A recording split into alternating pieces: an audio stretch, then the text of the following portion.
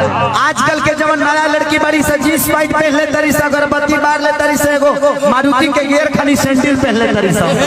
आ गाना कौन गाओ तरी से? आपकी ये दिल आशिकाना, ये दिल आशिकाना।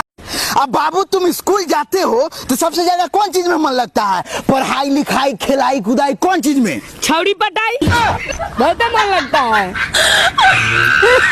भाई आजकल एगो गाना बड़ी वायरल होता, गाना तो ठीक बा लेकिन ओकर मतलबे समझ में ना होता। का गाना बा सुनाओ तो?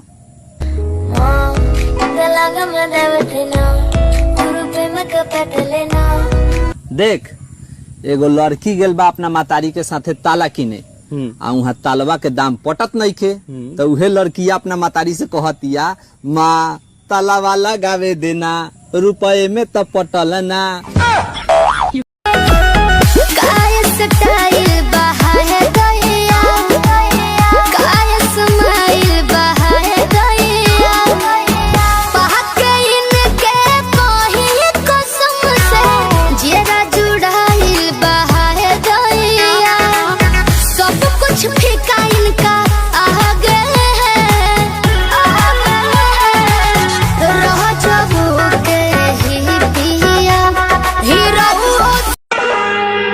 भाई ऊपर क्या देख रहा है?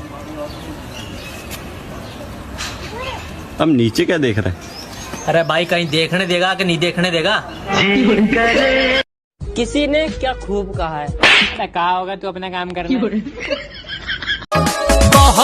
बाबूजी ना रहे दे हम घर में, चार बेरी हो रहलिया मेला दिन भर में, हो गई कंगाल हम तो माल के चक्कर में।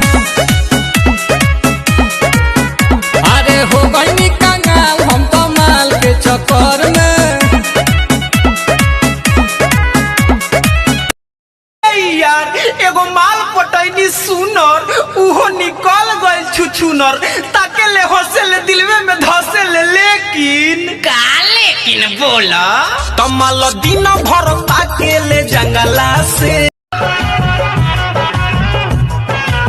हाँ का हो?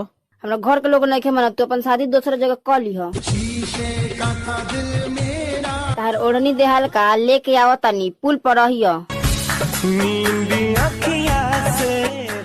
सुना ना हऊ अंगूठियो लेते वही अंगूठी आ चाहे रुका खलियारी मनाओ तनी।